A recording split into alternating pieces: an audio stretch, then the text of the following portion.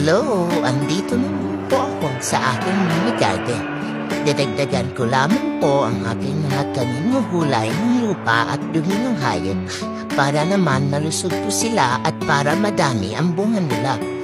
Kapag sila'y namuma, pero pag hindi bumunga, itibubunutin.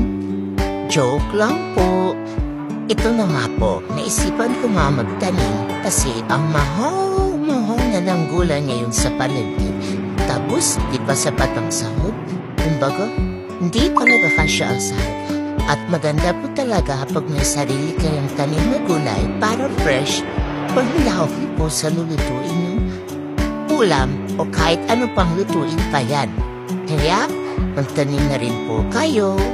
Kung may bakante po kayong lupa o lote dyan, sayang naman po kapag nakatenga lang.